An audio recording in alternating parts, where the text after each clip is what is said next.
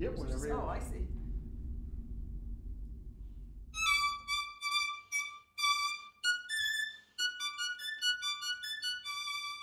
The idea was no one asks you if you want to learn to read. It's an important thing. And in my family, music was considered an important thing. And so you also start music. But I'd watched my older brother start, and I begged and begged, could I start a year sooner? So I got to start in kindergarten on the piano. My grandmother actually went to college, went to Oberlin. Gosh, that would have been in the early 1900s. And she became a choir director, and a great aunt who was a choir director. So it was the choral music. It was piano and choral music. And the violin, that was my idea. So I took up the violin in a school music program, took 2 years of school lessons. Just like we do here in the symphony, someone from the Pittsburgh Symphony came to my school and did an education program. And that's when someone talked to my mother from the symphony and said, well, she should be taking lessons. So it was actually that school and symphony connection that got me private lessons. And then I took private lessons, and later on I started studying with a symphony person. So what I have wound up doing here in Grand Rapids is really just a reflection of what was done for me in my hometown.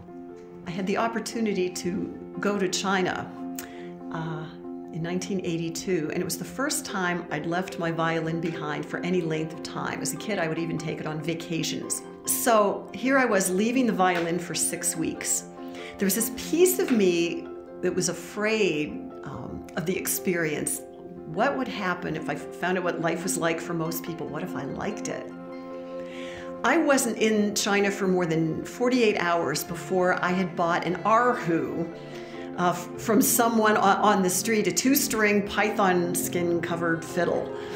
And I was in the room practicing and having a great time doing it. And that's when I realized that it is just completely a part of me, and if I don't have the violin, it's going to be something else.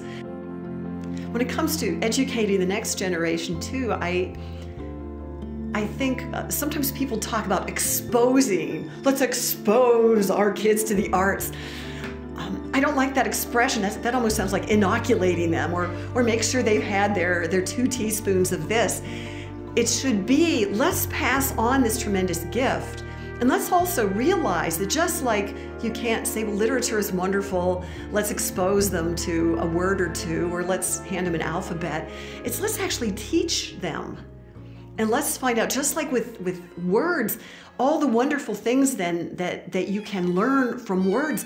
There is this huge part of us that is artistic. And if we do not educate that part, and not just educate that for children, but if we don't nurture that, if we don't give ourselves that gift of encountering arts in its carefully made forms, then we're robbing ourselves as adults of something, I think, that is important.